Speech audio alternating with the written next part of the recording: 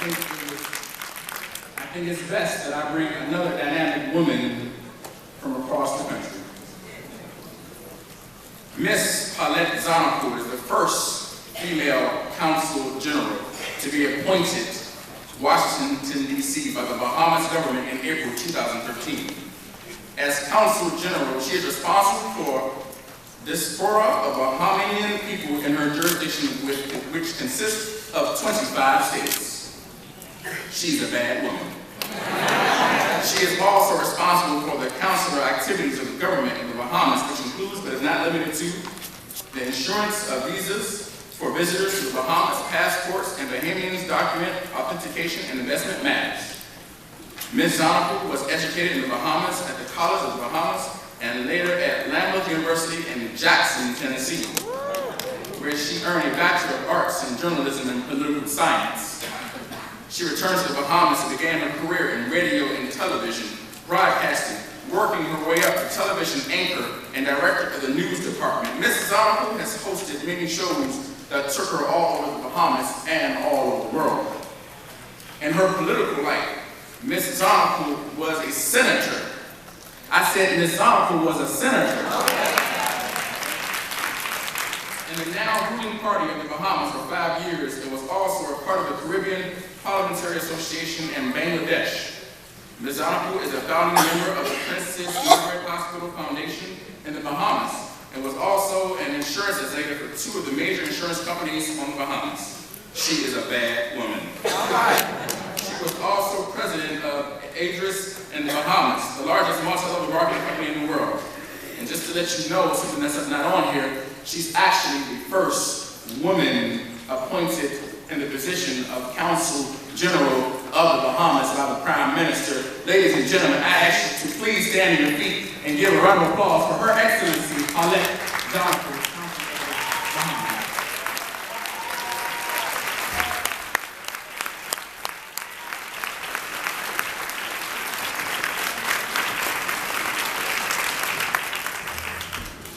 Please be seated. Good morning, everybody. Good morning.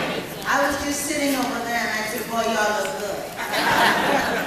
Firstly, I'm always humbled when I have the opportunity to speak to women and to tell you how very honored I am to be in your presence this morning.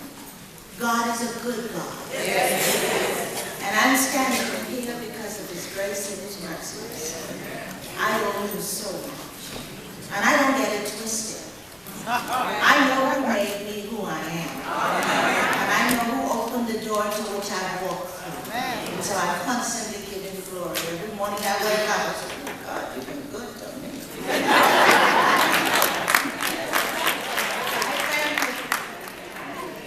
So I want to start off by telling you a little bit about my country.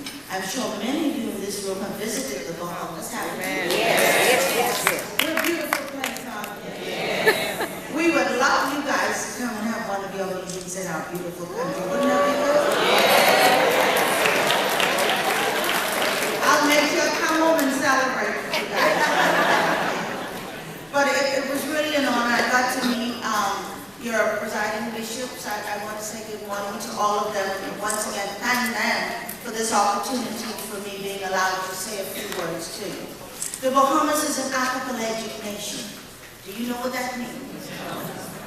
An archipelagic nation is a country that's divided by water. So there's 700 islands. There are 25 of them that are inhabited. We're a nation under 400,000 persons. Over 70,000 Bahamians reside in the United States alone. 70,000 throughout the United States. I have the honor of representing my country in Washington, D.C. That's an honor. And it's also an honor for a woman to have been given the job the first time out the gate. And I often say to people, no, it isn't. God just fixed me up.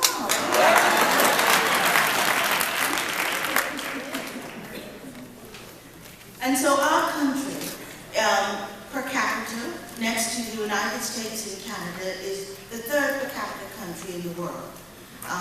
We have a wonderful way of living, but we're a blessed nation because we don't have the resources of so many other countries. Trinidad, those have oil, and Jamaica, bauxite, and all these other things, and we don't have them. What we have is God's grace and mercy.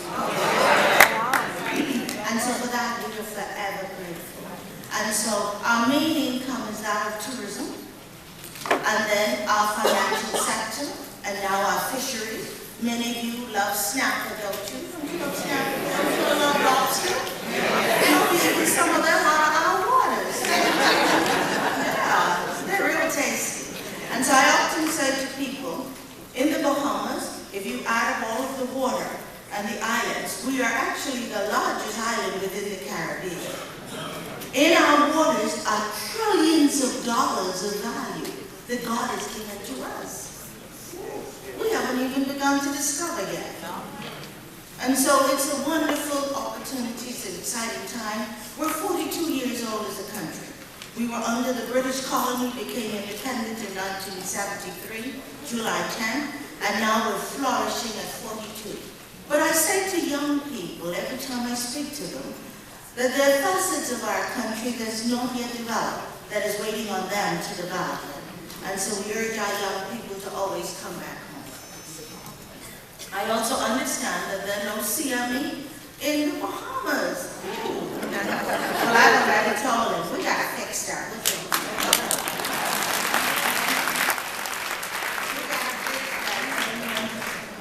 But I want to share something with you as women.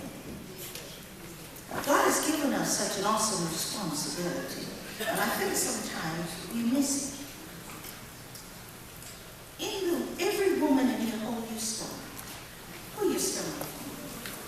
That your stomach is the incubator of life. Wow. You have been given this awesome task. Not our man. No. No, God gave it to you. To mold and shape and to incubate in you the leaders of tomorrow. The president came through a woman. Every man sitting here came through you. Do you realize that? Do you realize the value of what you carry? We underestimate our value, women. Don't do that.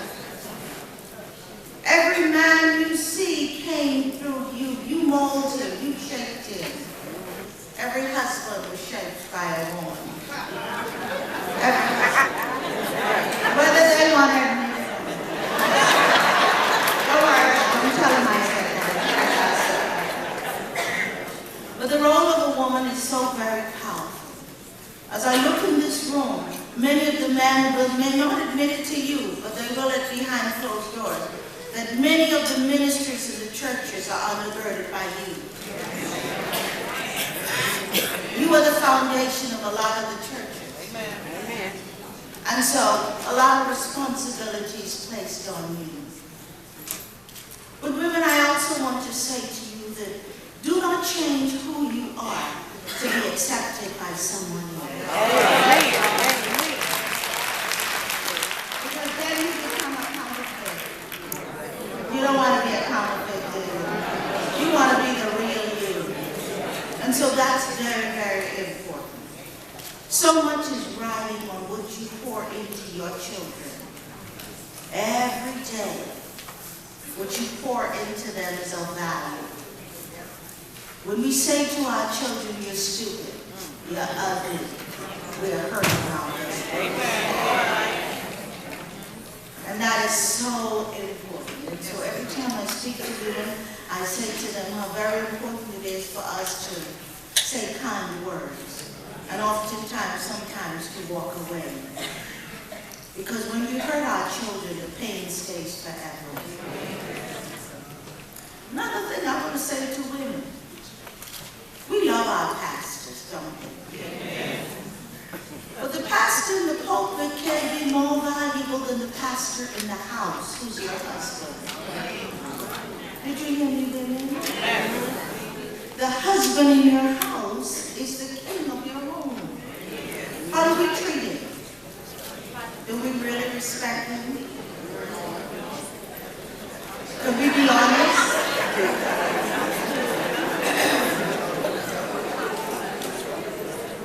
Those are very important things that we learn.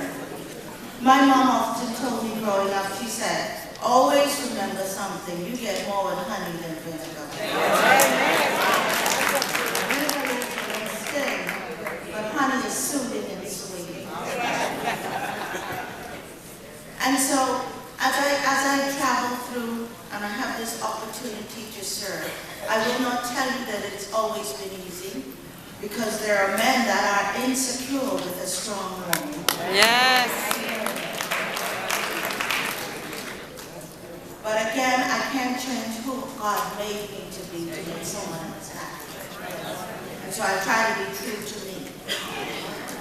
But I also know that I have such an awesome responsibility. And so I find ways of being creative and of making things happen. So when I was appointed in this job and I saw the assignment that the Prime Minister gave me, Lord, I got nervous. I went to bed and put the cup over my head and said, no, see, I believe he's trying to set me up. I said, Lord, I believe this is a setup. Help me through it. But then I got out. I said, I can do this. So I came here, and as you can imagine, all consular matters were in the Embassy of the Bahamas here in Washington, D.C. for over 40 years. So now I'm the only female among all of the ambassadors and consul generals in the United States. I'm also the shortest one with them. And so the task was not an easy one. But each time the devil put a roadblock, I created a whole underground. I became a and then when they put up the hurdles, I jumped over them. And when they created stories, I overcame them. And when they talked, I ignored them. And I accomplished what I came to do. And so I have the honor of working with some of the finest young Bahamians in my office. And we get to do a lot of wonderful work. But I also view my job as ministry. Because each time I go to the prison is an opportunity for me to share. So I'm in prison all the time. Not that I serve there, mind you. I go there. And it's so heartbreaking for me. Because oftentimes, do you know how it is when you take your child to the nursery and the baby doesn't want you to leave and they're standing in the window waving? This is how the inmates treat me. And I leave overwhelmed sometimes, knowing that my assignment is to encourage them and to go on to the next one, to make a difference. And that's what you're responsible in doing. Every person you meet, you are to make a difference. And the question today is, what impression are you leaving on people that you meet? Is it a positive impression? Is a bad impression? It's a good one. What impression are you leaving? So I tell my staff every day, everyone who comes into the office is an introduction to our country. What impression do we want to leave? Is it a good one? It's a bad one. And so it's very, very important that they do that. I'm so honored to be here. I was honored to host the bishops and their wives to a lunch on Sunday at my home, and that is just such a blessing and an honor for me to have them in my home.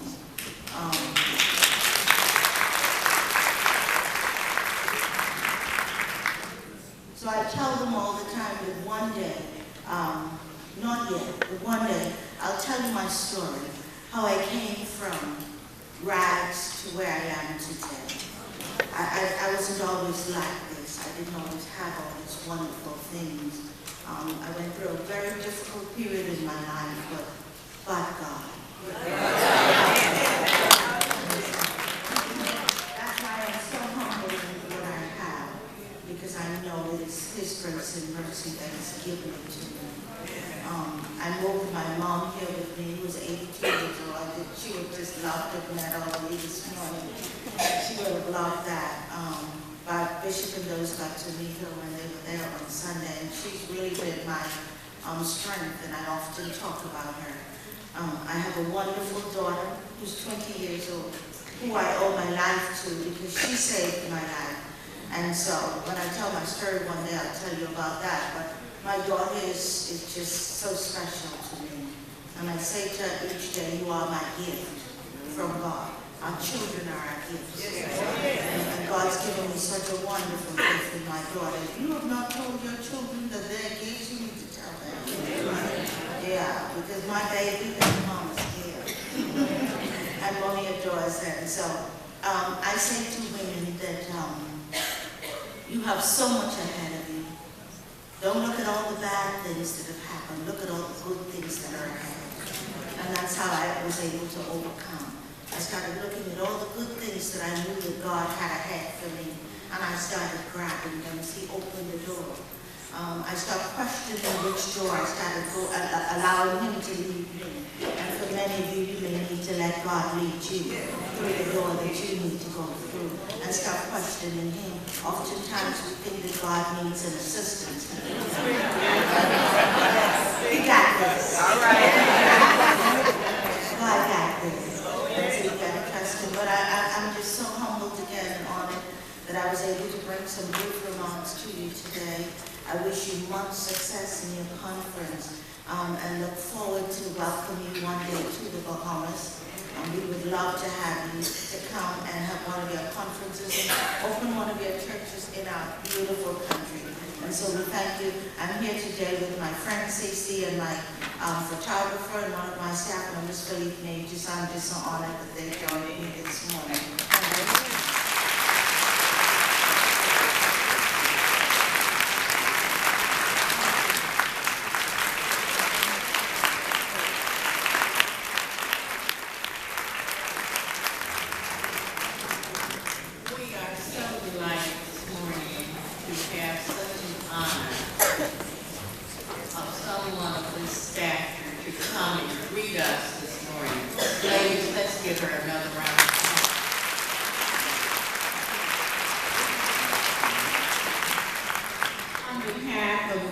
Missionary Council of the Christian Methodist Episcopal Church.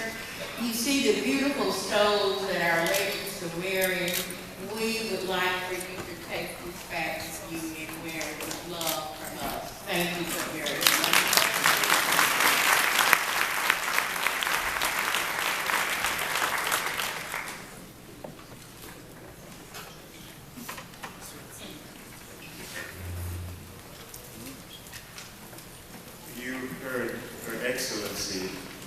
Say that we were welcomed in her home. I mean, it's quite a home. It shows the beauty of color that comes out of Caribbean life. There's joy in the home. And I think those of you who know my wife will understand how she might have said this. My wife said when we woke up the next morning, she has so much positive personality. We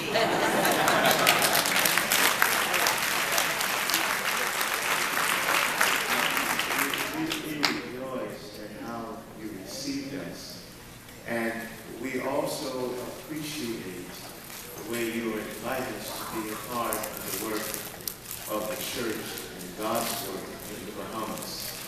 We did not sit together and be dishonest. I want to say, as we talk together, where's Dr. Taylor? Dr. Victor Taylor. Because Dr. Victor Taylor, as our General Secretary of Finance, working with Chef Daniel, led us into this relationship. And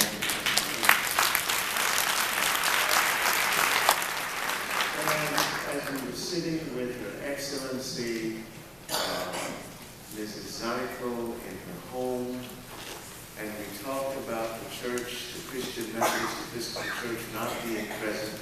She is a worshiper. She is a Christian. She is a part of the global international church.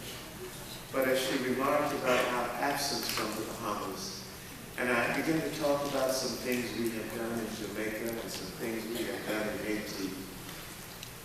And I asked her, well, maybe you would be willing to point us to some places where we could be helpful. She remarked how there are so many churches on the larger islands. I said, well, if you can point us to where we may be helpful, then we can be a part of God using us to bless somewhere in the world. And I want you to know that the bishops met officially yesterday. And we all agree that we want to support such a work in the Bahamas.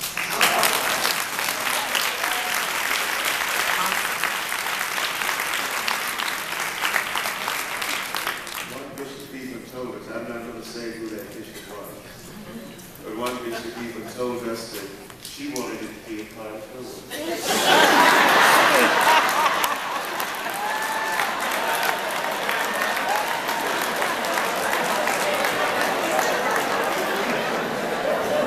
Everybody out here knows the joke. We only have one woman, but and she is in Florida. Alabama, and it's so close to Florida. That's right. That's right. There's a bond already in Florida and the Bahamas. But missionaries, Madam President, missionaries, we will need your help. But that's what the missionaries have historically done. You plant the seeds of God.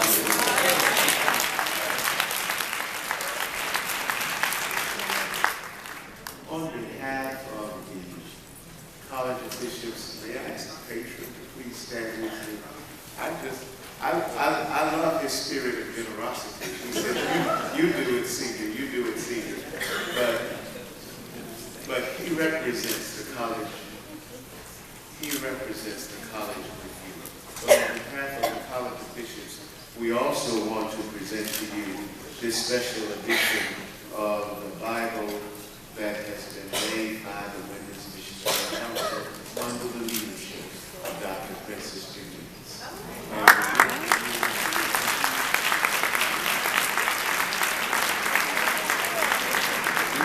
We thank you for your sense of purpose. We thank you for your generosity of spirit. We thank you for the lineage, your mother, yourself, your daughter. Her daughter's a junior at Clemson University. This is a family that God is using. Thank you for letting us share.